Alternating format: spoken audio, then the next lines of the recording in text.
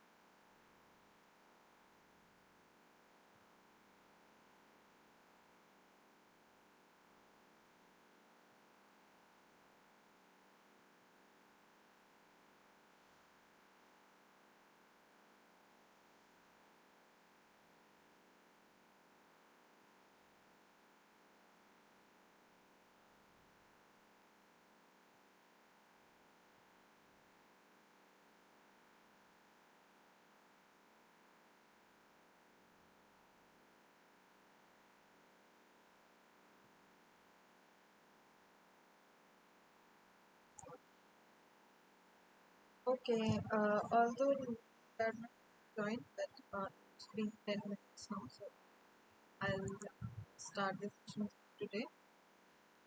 Any person join and to see practice questions that solve session can very well access all of these videos online after they are uploaded. So, some sessions which is not all of the practice questions.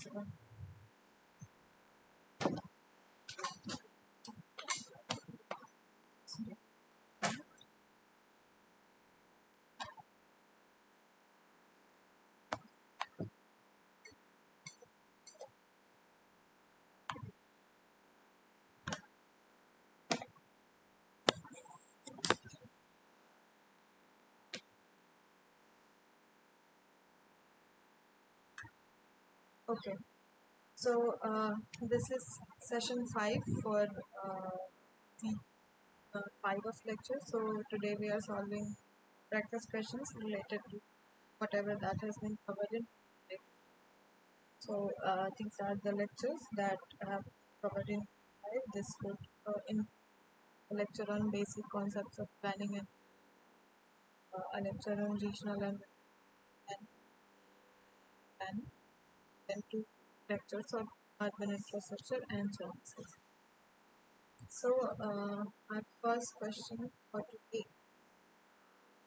plan duration, expected plan, general micro. This is a two question. So, this question is basically asking that this is a statement that duration of expected plan is generally 5 to 10 years. So, you have seen this table in your lectures, which tells you about different levels of planning mechanism or kinds of plans. So you can see here, this is the level of governance, which level of governance the plans are formulated. Then is the planning authority body, which formulates these plans, what is the plan and what for which the plan is there, and further who finances these plans. So you can see here the period of plans which is concerning this question, and you can see which plans have for 5 to 10 years. Additionally, you can even see which plans this question is talking about, and then according you can then verify whether the particular plan the question is talking related to that question is correct. You can see at the central level or national level, the planning is done by planning commission, and the planning commission has 5-year plans which are for the 5 years. So this is actually outdated, what say outdated table, outdated information, because after 2015, this format for 5-year plans or plan at central level in the form of 5-year plans has changed.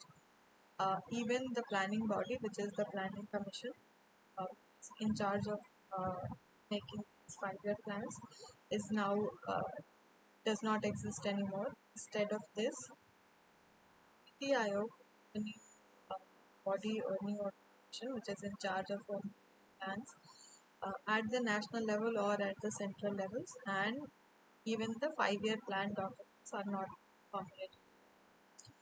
Earlier, what used to happen that the planning commission used to be in charge of 5-year plans and also allocating the budget to the states according.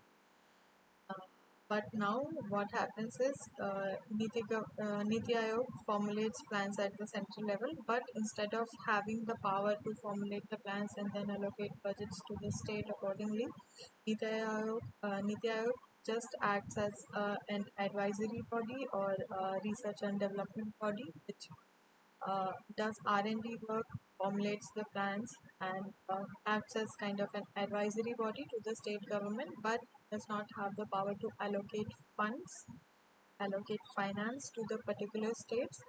And earlier, the state governments used to have lesser control over what is being planned as a part of the 5 year plan. Now, uh, the state governments have more of a control uh, regarding planning for their particular states or cities of their states, and the dialogue acts as an advisory body. So this is what has changed. Additionally, at the state level, you have a state planning board, which formulates the state level plan, which again is for a period of 5 years. And at the district level, there is a DPC or district planning, which formulates the district plan. And planning which again formulates the metropolitan. So again, about this that in many cases, the district planning is actually functional and is actually making or formulating district plans and the additionally, there is also something called a perspective plan, which is formulated either at the district level or at the metropolitan level, sometimes at the regional level, which is for a longer duration, which is around 25 years, and is formulated not but, but usually area, which may be larger than the urban. It can be a district or a region, something like that. Then at the CD block or the level, uh, you have the DD or district development plan or city development plan, or what you can have additional the development plan of the annual, which is broken down in chunks of what each year has to be achieved as a part of the development plan, what sort of investment is required each year, and additionally, it also acts as the evaluation of each year, of what has implemented so far, what improvements are needed. So these are different kinds of plans at different levels of governance and finances. Another even better indication or a better table for this type of planning system framework, which you can refer to, is the planning system framework mentioned in the URDPFI guidelines. So this is the framework that is mentioned in the. I have also added the URDPFI guideline document in our shared folder. So uh, you can access this document here,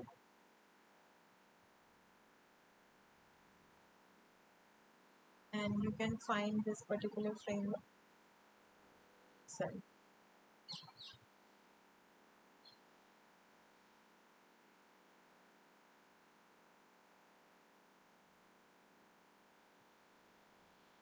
So you can see this is the framework, the system framework that I've talked. So as you can see, uh, according to this framework as well, you have the planning system and then the scope and the purpose of the plan.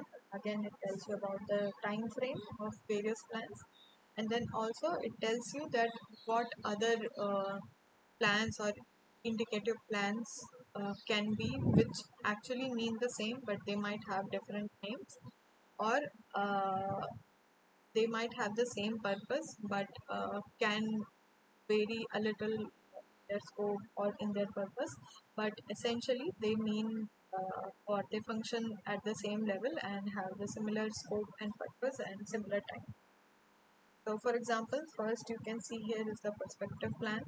So the purpose of the perspective plan is to develop a vision and provide a policy framework for the urban and regional development, and it can be further detailed out in development. These plans are usually 20 to 30 years, and they can be called long-term perspective vision plans, long-term perspective plans or vision documents. They can even be called a concept plan, or mission statements can act as perspective plans for a particular region's development. Then you have regional plans.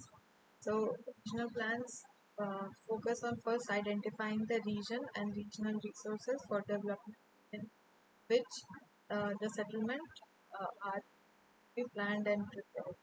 So the settlement can be urban or both, uh, and the time frame for this plan is 20 years. Can have different kinds of plans like mobility plan or natural resource management plan, sub-regional plan. So usually in regional plans, identify one particular natural resource or one of action, and according to prepare a plan not only for the urban larger area, which might have urban areas and rural areas both, and prepare a plan according for that particular action or for that sources. Then you have development plans. So development plans prepare a comprehensive development plan for an urban area, sometimes even peri-urban areas associated with that particular area or which lie under the jurisdiction of the development authority, that ULP, that metropolitan plan. For all of that, comprehensive development plan is prepared. That is what is called a development. Again, the time frame for this development plan is 20 to 30 years, and again, which is every 5. Different plans which can be indicative of this are district development plans or city development plan, also called master plan or city utility, like that. And again, time progresses, there can even be revisions to this and then revised development. Then you have local area plans. So this is further detailed out plan which is associated with the development plan, but it details the subsidy land use plan for things like integration with other infrastructure, urban services. These plans usually are made for 5 to 20 years. They are so it's like town planning schemes, zonal development plan, subsidy plan, ward committee plan, coastal management plan, urban like. Then additional, so all these plans focus largely on the scope in terms of spatial area that the plan is covering. Then you have other plans which scope is not defined by the spatial area but the purpose of the. So for example, you have a special purpose plan whose intent is to identify the needs of the special areas which require some special action, and within the framework of uh, the overarching comprehensive development plan, further special purpose plans can be prepared to tackle that specific action area. So again, the time period for this plan is also 5 to 20 years, and then you can have indicative things such as city development plan as was created in the JNN, like mobility plan, city sanitation plans, then you have disaster management plans or slum redevelopment plans. Cities have tourist master plans as well. Some cities have heritage conservation plans or the staff conservation plans. So again, focusing on the particular action area, specific special purpose plans can be made aligned with the. Then you have annual plans. So annual plans are made to translate the development plan in context of annual physical and fiscal resource requirement.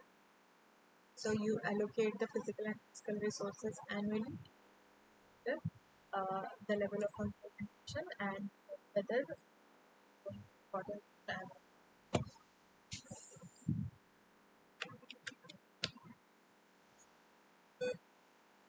Again, then you have uh, uh, BPRs, detailed project reports, or such focus plans.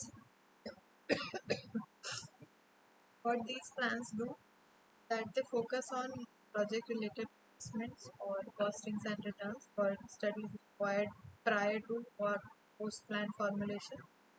And these are usually a continuous process that support planning and or at all different stages.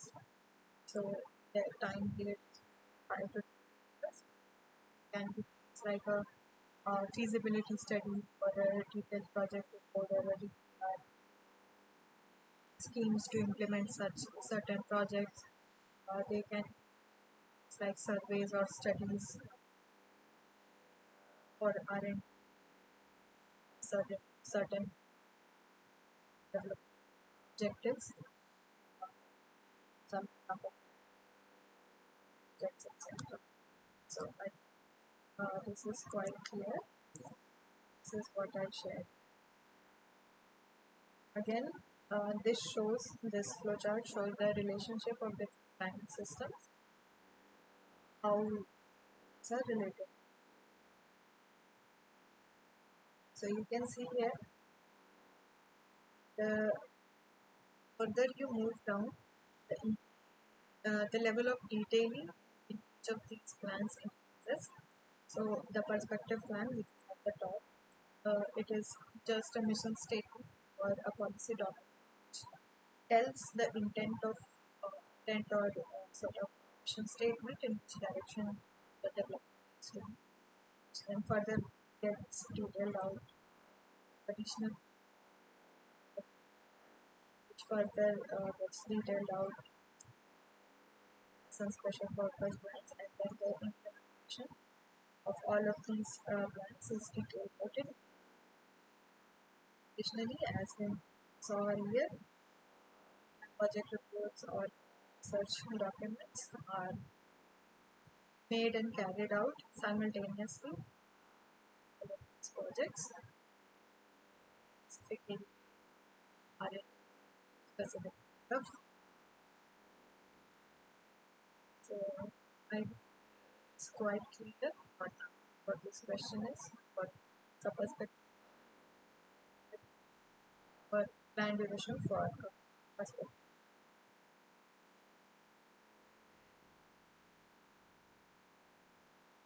The second question for today is, which of the following options is one of the 17 sustainable development set by the United Four options: smart cities, electric vehicles, clean water and sanitation, and affordable housing.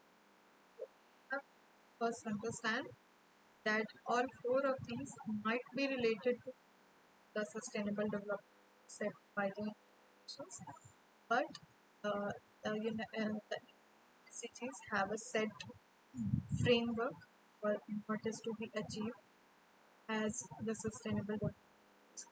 They have set of 17 sustainable development goals, and have further uh,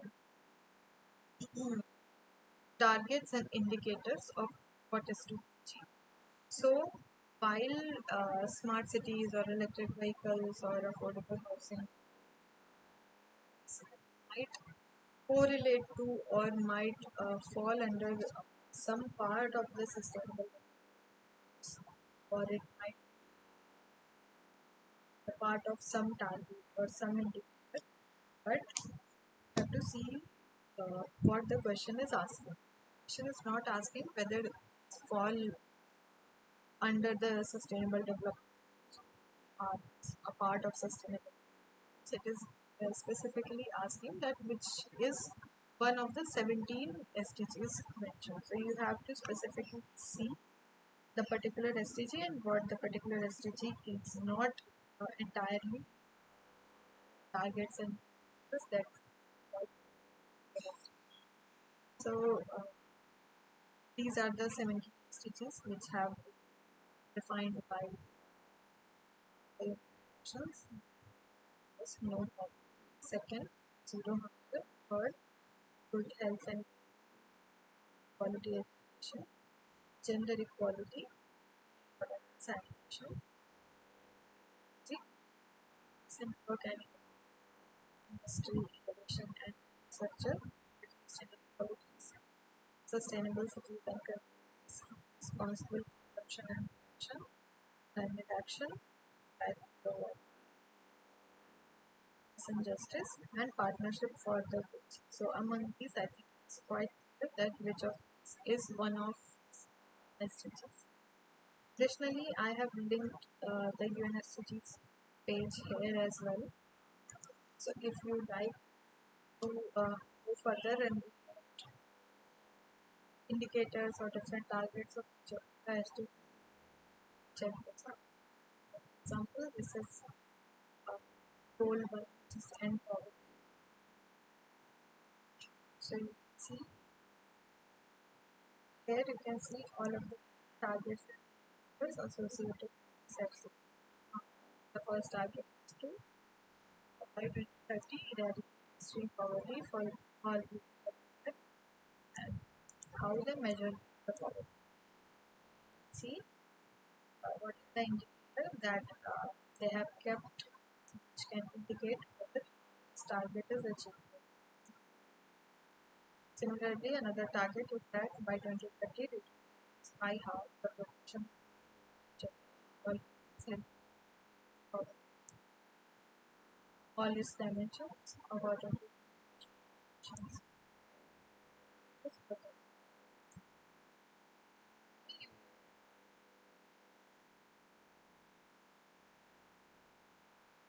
So you can see each of the stitches and what targets are associated with each goal. Help us assess whether that target has been achieved. Additionally, for further detail, I have attached additional reports at what level we have progressed in terms of achieving the sustainable efforts in order to achieve things like that. So, for example, this first for sustainable report, which gives you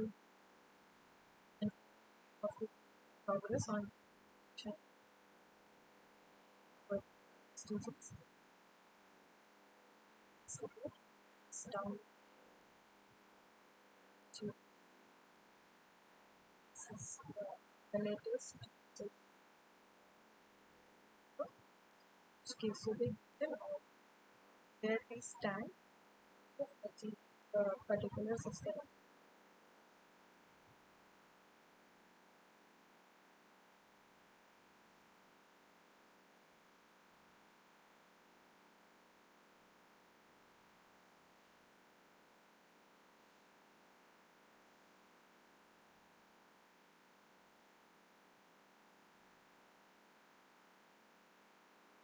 So you can see this is the 20.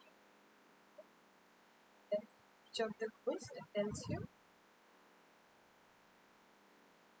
what we have accomplished and what still needs to do. So each of targets and you can find earlier quotes. So quotes that have been published for 2020. How much progress has see. Additionally, there are extended reports for each of the SDGs as well. Like focus on one particular SDG. Okay. Secondly, get a report on each of the SDGs and how much we have achieved or how much progress we have. So if you'd like to access that information, click on second.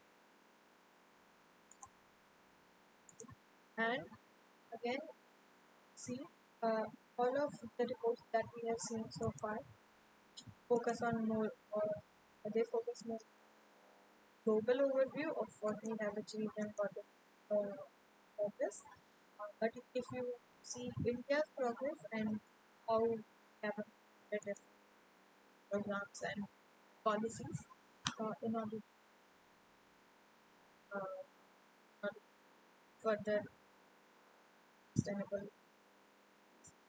Uh, Third link, which takes you to this dashboard, which shows you that what are the different projects and programs that India has created in order to fulfill each of the sustainable each of the sustainable. So, for example, as I said, that smart cities mission can be linked to the SDGs, but it's not the SDG. The terminology for the SDG or the for the SDG is different. So, although our actions might still be for the SDG, but the SDG to further or strides towards achievement of sustainable and objectives here. So far, this is the third way. So, this was helpful. It's quite which is one sustainable, something sustainable.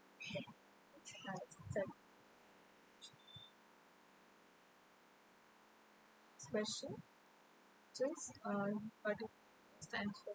So just discuss what these are. We do this file as well, just for the so this question is just asking what do you these are, but if you find this, that is quite clear. Nothing seems to explain this question.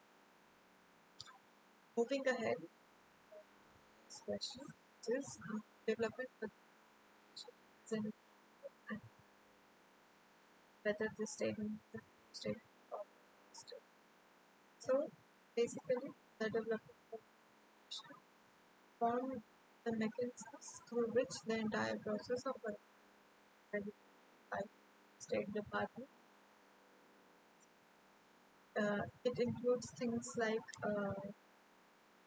guiding development of the land use or curbing misuse of the land use, promote certain kinds of rational and of the building.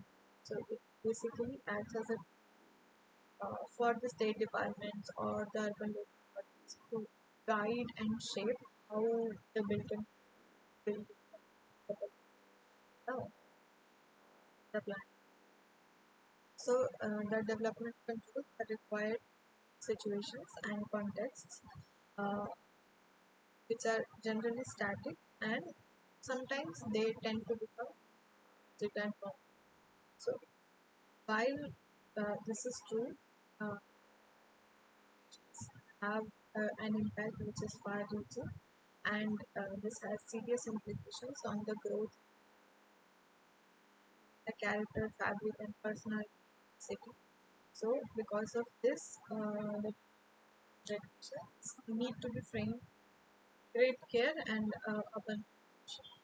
So, considering the large public interest and general combination of should satisfy first the basic requirements of health and safety, and then also satisfy safety and convenience and economic purposes. This involves things like for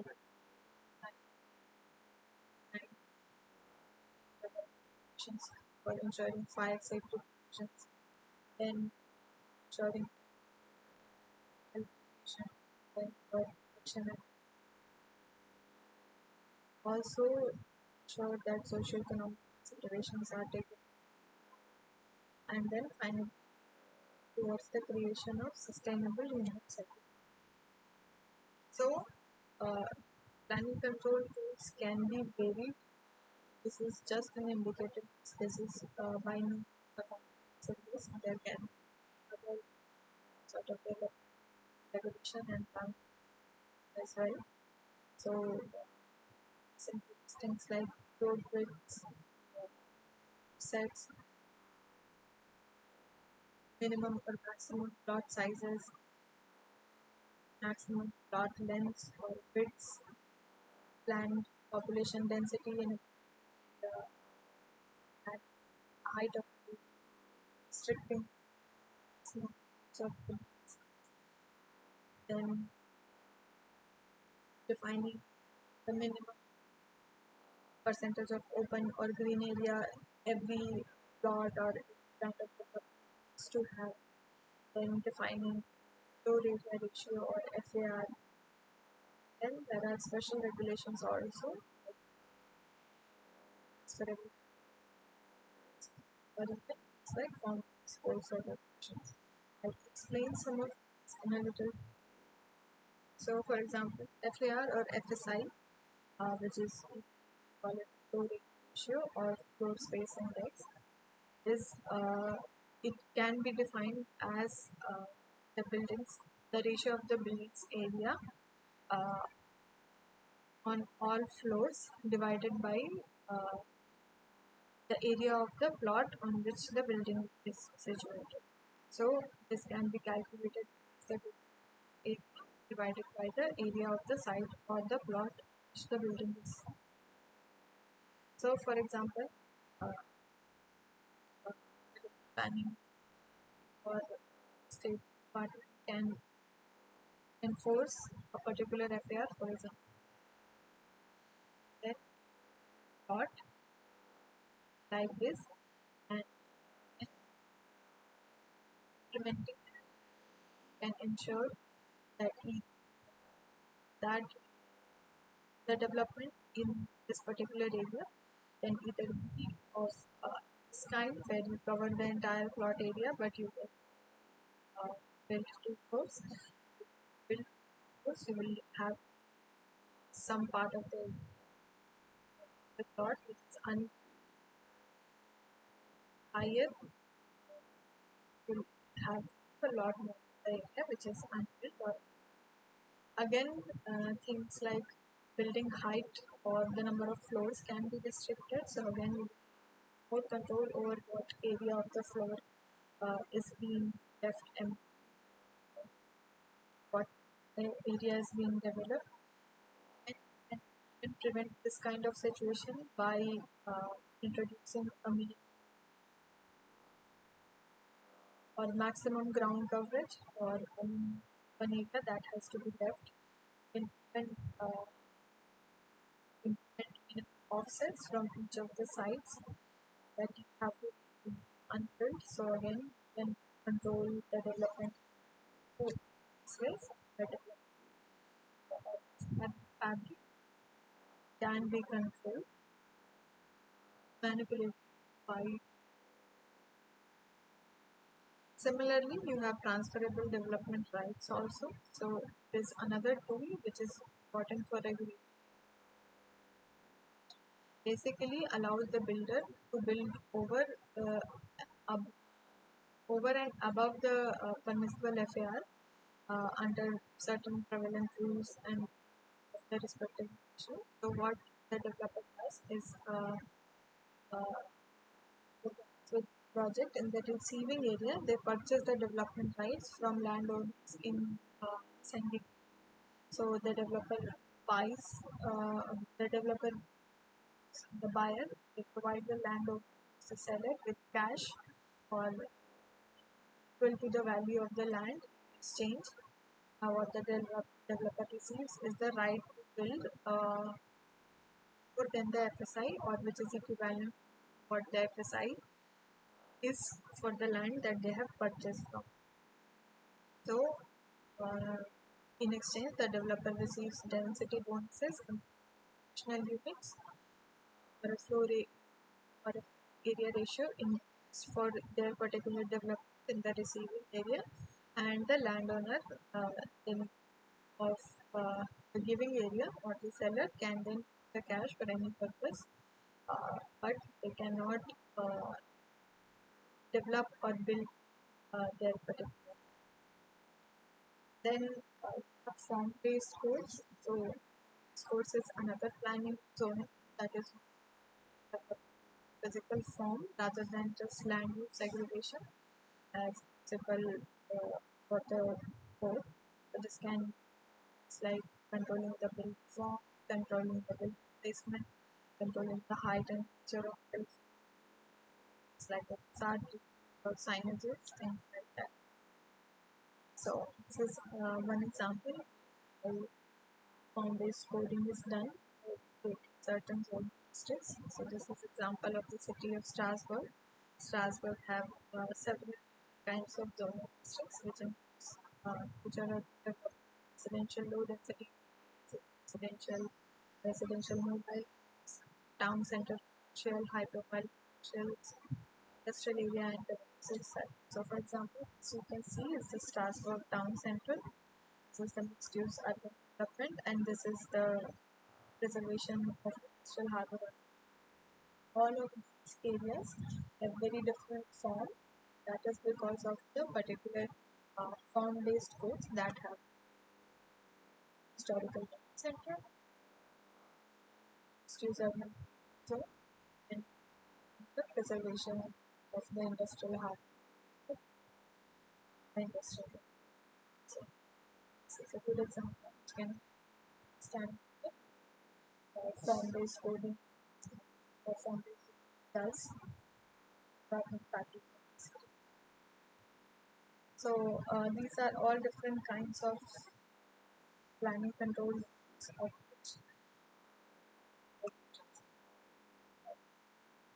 square. So the next question is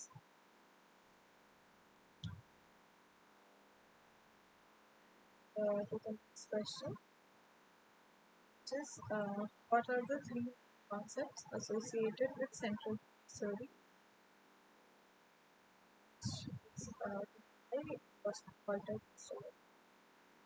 Several options. So there are several theories of sector theory, stage theory, sport-based model, strain location, central place theory, cumulative. So what I'll do is I'll discuss each of these theories that will how to solve the question. So coming first, sector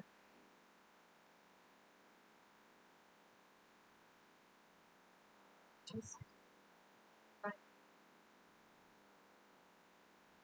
Colin Clark, first, and then skip by Simon Kuznets. So this is a theory.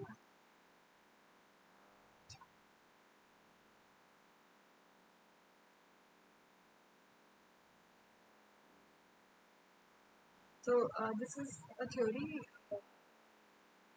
the framework of economics, which explains that structural transformation of any economy, how it transforms as it develops over time. So it is primarily associated with the work of Colin Clark, Simon Kuznets, who further developed this theory over time. He observed and shifts in relative importance of sectors, which are the primary, the second, tertiary sector.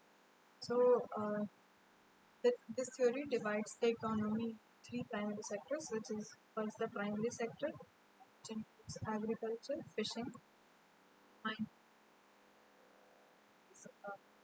extraction of resources.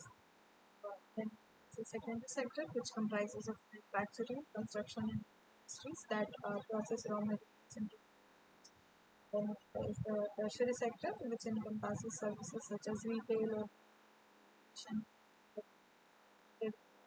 content. So, what this theory says that as an economy develops, there is a general shift in employment and output from the primary sector to the secondary and the tertiary sectors.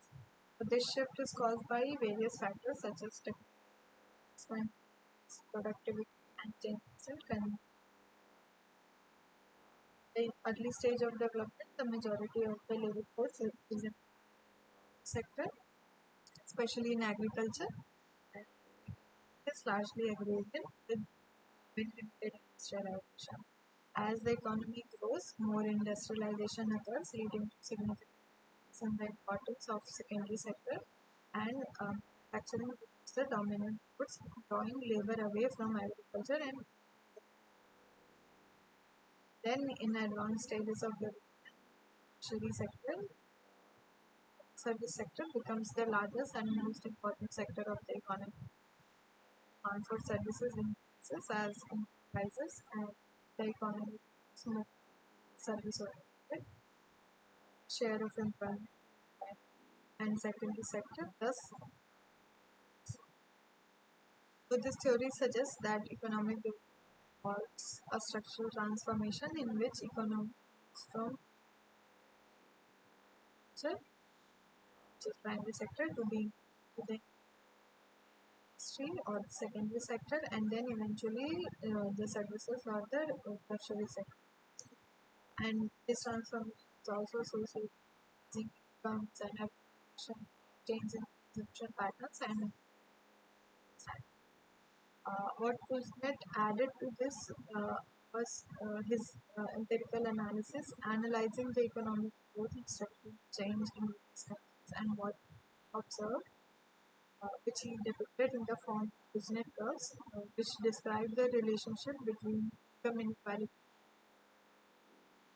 suggesting that the inequality first increases and then decreases as the economy. This is what the secretary. Uh, then is Rostov's stage theory.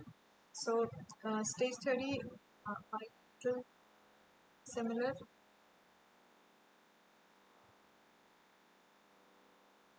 sector theory, similar in terms of the thing that again, like sector theory, stage theory also tells you about the evolution of economic growth. So, Rostov's stage theory is a model of economic uh, that outlines a linear process through which economics develop over time, and it outlines five distinct stages, which are the traditional society, the preconditions for takeoff, the takeoff, the drive to maturity, and the age of mass high mass consumption.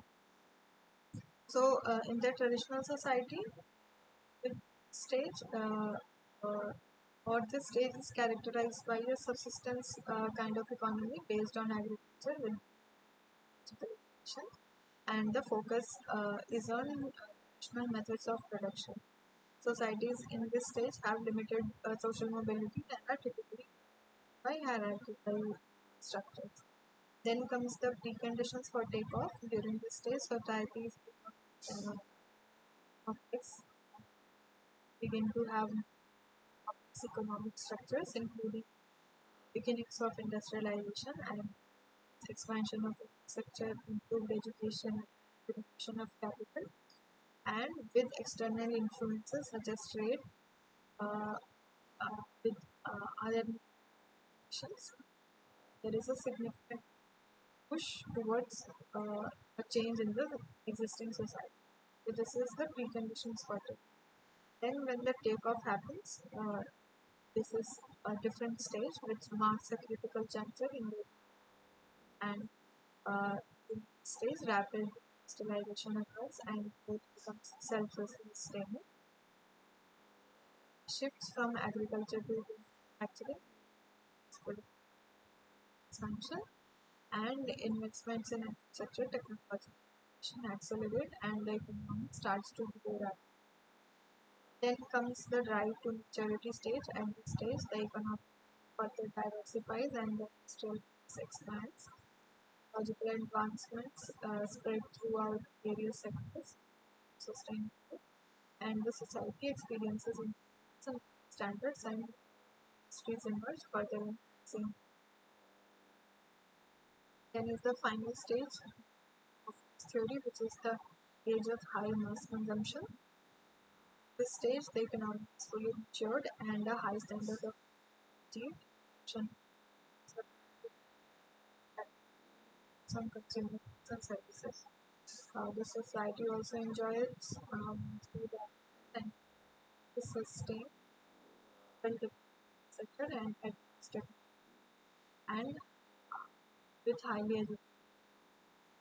So this is what does stage theory.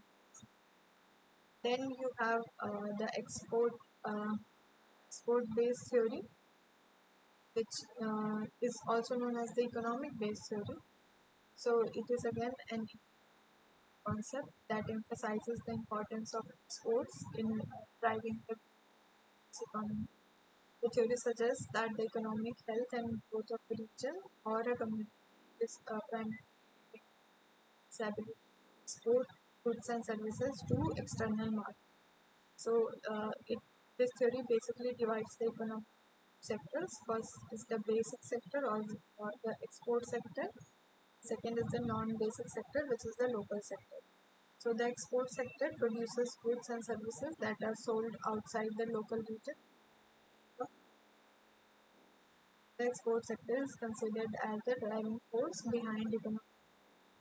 It attracts external that stimulates further.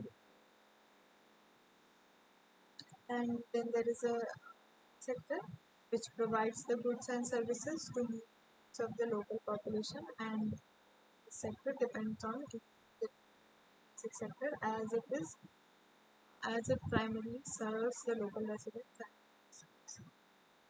So according to the export-based theory, the national effort lies in expanding the export base by exports. The region can attract external higher and higher that are successful and the strong export industries are, according to this theory, are known as experience sustained.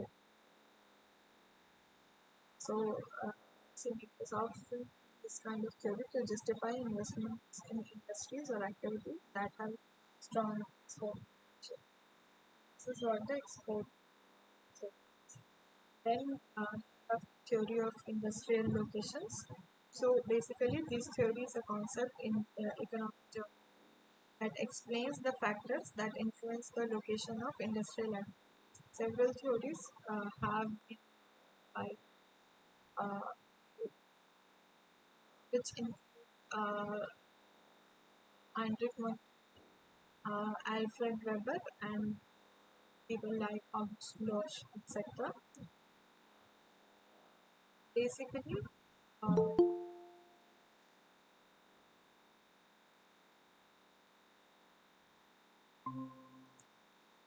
so in this, the Weber's model focuses on three main factors that influence the theory of industry. First is the transportation cost, second is the labor cost, and third is agglomeration and deagglomeration of industries.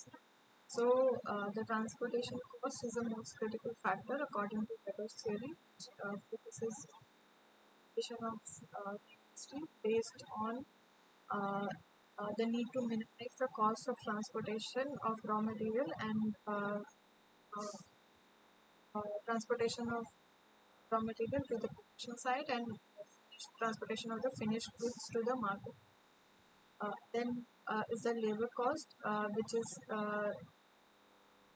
considered as the labor cost in determining industrial location. So industries might choose to locate in areas where labor is cheaper, even if it might increase the transportation costs. Then the agglomeration and so this agglomeration basically refers to the additional benefits that the firms might obtain by locating at each other. So this can be shared infrastructure or their access to suppliers or skilled labor, proximity to customers, things like that. Then de-agglomeration, which includes things like or which occurs when industries spread out rather than clustering together, typically due to factors like rising costs associated with conditions such as increased competition for resources, higher rents, higher wages, etc. So this is what is the theory of industrial location. Following this theory of industrial location, this location where the industries choose to locate was called as centrality or the centrality of location of the various industries. And from this, other theories like the central place theory also. So, central place theory, instead of using the term centrality as the location of the industry, it uses the term centrality as this centrality of kind of a settlement. It can be industry or it can be residential settlement or a mixed use kind of settlement. Is at some place and see according to the central place theory, centrality is again a ratio which is the ratio between the services provided by the particular settlements and the ratio of the local needs of the people living in the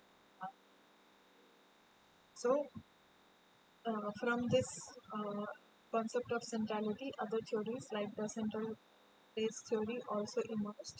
So, central place theory is a spatial theory that seeks to explain the distribution, size, and organization of settlements or the central places, as you can say, that provides goods and services to the surrounding. So, Crystal's theory was primarily based on his observation on settlement patterns in southern Germany, which explain why certain uh, settlements are larger and how they get of other surrounding settlements. So the larger central settlements, we call them as central places, define central places that are settlements, either towns, cities, or villages, that provides goods and services to the surrounding population, and services in everything from daily necessities like groceries, banking, etc., to even specialized services like hospitals and universities. So the central places served as hubs for surrounding areas known as then a hierarchy of settlements. So you propose that settlements are organized in a hierarchy. Towns and cities provide specialized higher order goods and services, while smaller villages offer for basic or lower order services. So low order services are things like everyday items like groceries or gas. Order goods are available settlements, even smaller settlements, because the demand for them is widespread and constant. Then there are higher order goods and services. So things like specialized items or specialized services that are purchased less frequently, like specialized medical care, luxury goods, etc.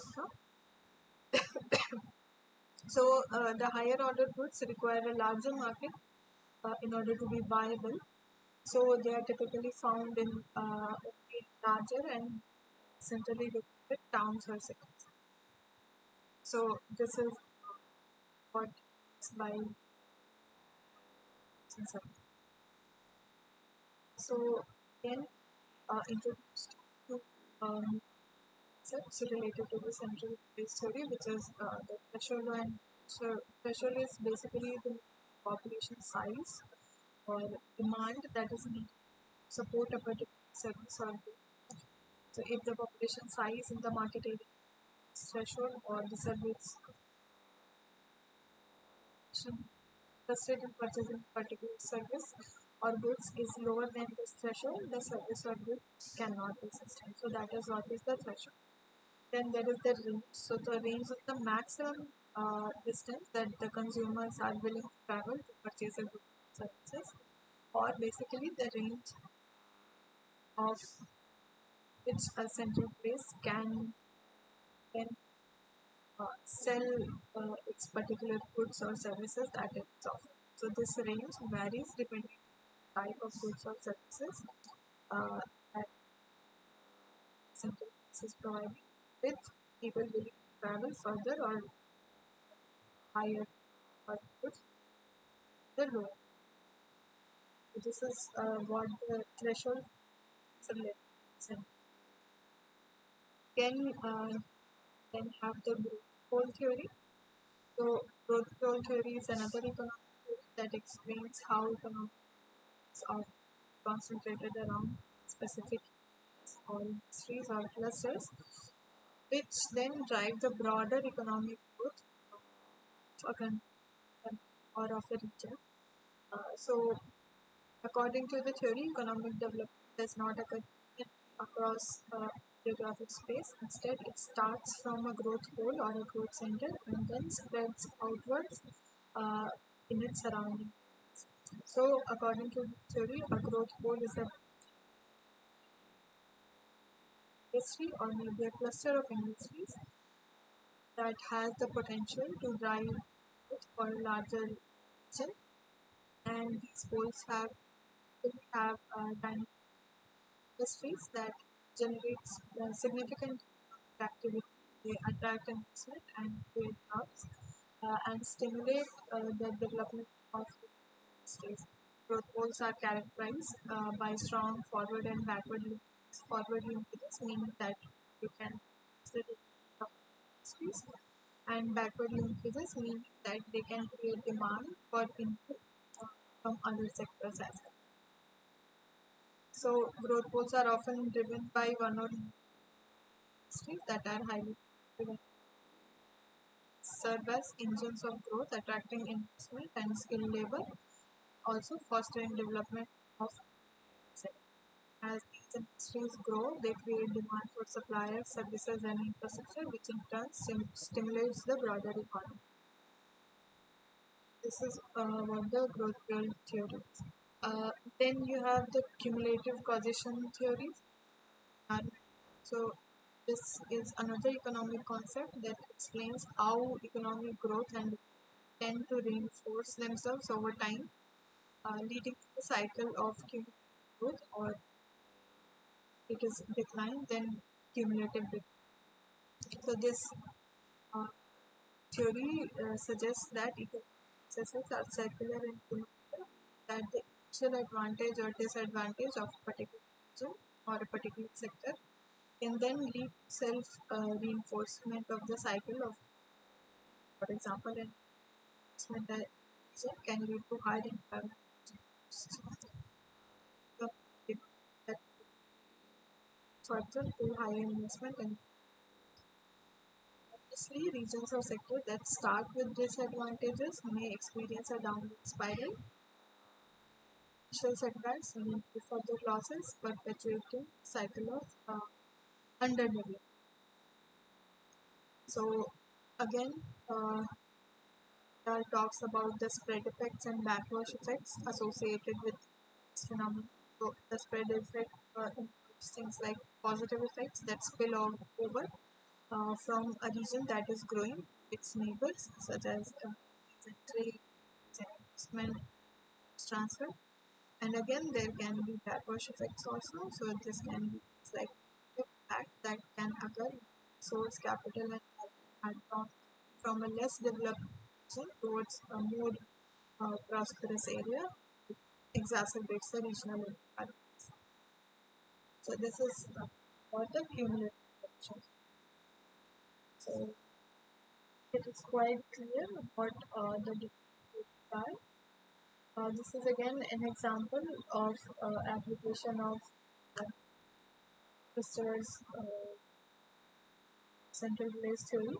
So entered or sort of studied central to the study context of the culture, in south of Germany and guided using clear order citizens and how they are related to each other and how they share lower order and higher order services or services. So I think that question is quite clear. So this question, which is, what is the major difference between planning several options, action, actions or objectives or intent, objectives or intent. So I can see this figure, this which shows you that planning is related to intent, which is intention or roadmap for the future, and development is related to the action. So planning is something which you do intending to do something or intending to achieve something in a particular, and development is something that occurs or which is the action of what. So planning is intent or intention and action or action that you perform. So planning is associated with what you want to do. So it's done. So how it is done and when it's done. So it's quite clear. Planning that developments are associated. So this question is, replace X and Y with appropriate words in the following text. Next type of a question, which your statement is, sustainable development is that meets the needs of X without compromising the ability of Y generation to meet their own options to fill in the place of X and Y. So basically, is related to sustainability. It is so definitely sustainable, which is sustainable. Ensure that sustainable is to ensure that it meets the need of present without compromising the ability to achieve their own.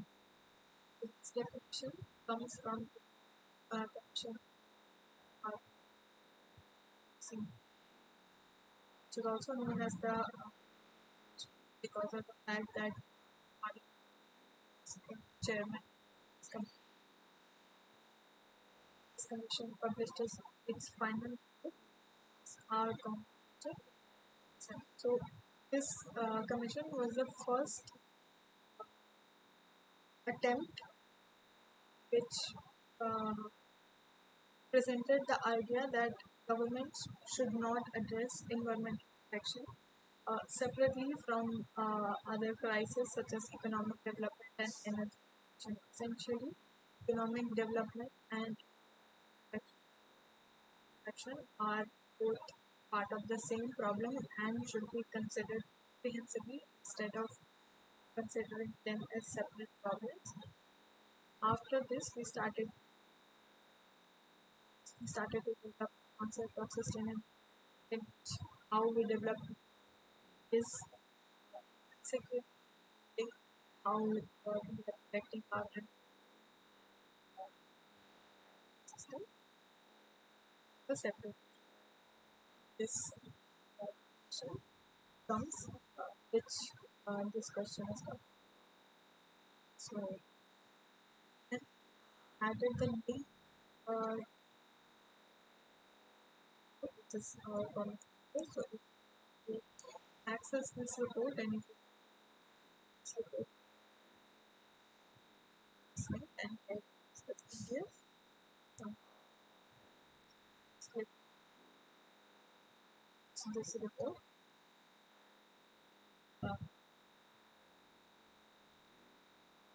how system functions after system is quite clear. So the question is, so these are all questions for and further doubts are there to ask. But see, Snigdha is there. Snigdha, if you have any doubts, please go ahead and ask.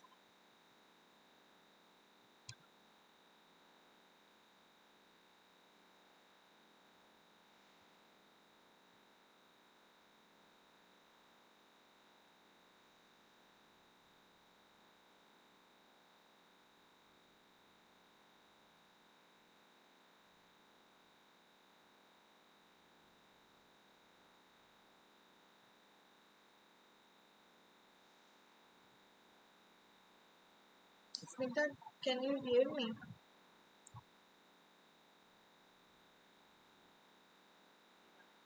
Yes, ma'am. Okay. Sorry. If you have any further questions related to discovery of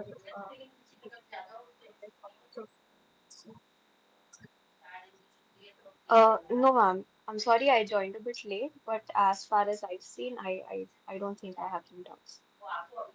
Ma'am, am I the only attending here? today, yes, today you are the Oh, okay. Thanks. so all of our lectures are recorded and then uploaded. All live sessions which I take are recorded. And so I think most of the that they go later and access the recorded sessions. So if you Okay. have any doubts, then you come and attend. And so these sessions are meant problem solving discussion sessions. So if you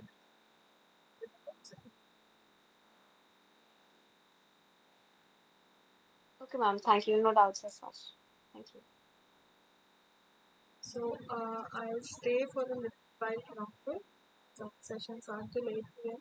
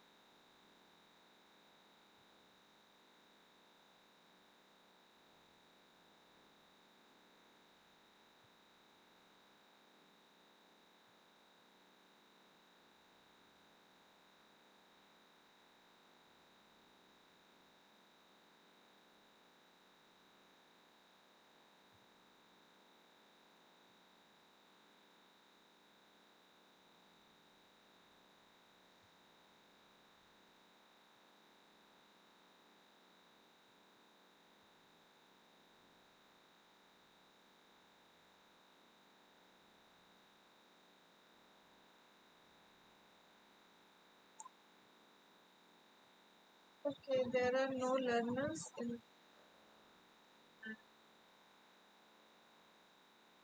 subject, so I that session.